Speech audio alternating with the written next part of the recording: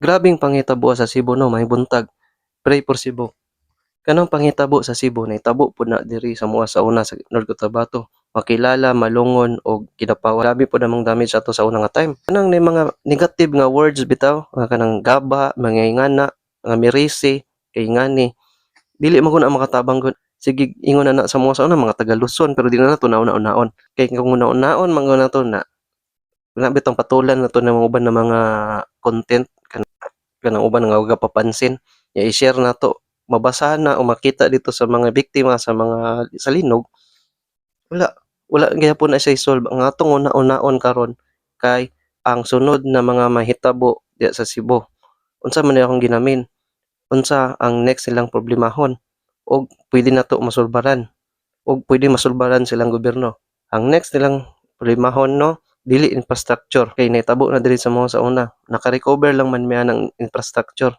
Una-unahon gyud dapat nato ay kaning mental health kay daghan kay na trauma sa ilaha karon na panahon. Siyempre kinay nawadaan silang family members nga na nya. Kinsa may nagbahom nga glinog bisag ako sa una grabe akong trauma ato nga panahon. Nag-duty ko sa ubos sa isa ka building sa laboratory. Akong kauban buntis.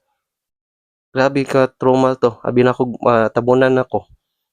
Pero salamat kay gwapo ang building nga mong gigidutihan. So akong giuna gyud buntis ato. So mao na siya. Dugay kay na mawala ang trauma sa ilahang utok. Hantod karon naa pa man ganina sa moa kani diri sa North Cotabato ang mga napiling. Kani atong una-una no. Og challenge po ni sa atong gobyerno karon no. Ang next nga problemahon sa Cebu is katong ginaingon ako mental health. Sunod ay kaning hygiene. Lisod kay ang hygiene kay syempre sa mga relocation magdikit-dikit man na sila.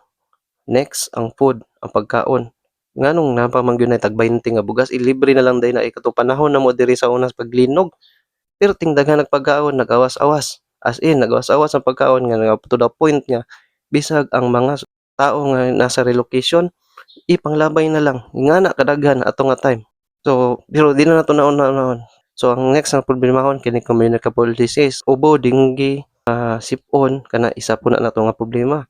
Pagkabalo man jud ko nga ang mga hospital nga dagko dira maglisod na gyud nag-operate. So possible kita naman namo ni sa una ang gibuhat sa mga hospital diri naghimo sila tent city sa tent atiman ng mga pasyente. So kana isa po na ang problema kaning mga tigulang kana mga buntis kana sa para sa ilaha. Kaning isa kaning potable water. Kanang limpyo nga tubig kay kabalo ko kanang pipe sa tubig nila dugay pa kay na mabalik.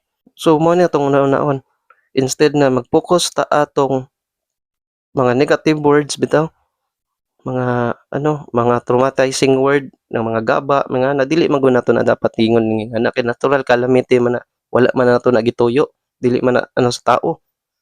Pero ang makontrol sa tao kay unsa ang atong action sa future.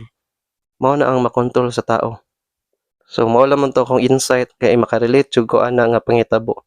So pray for Cebu and God bless.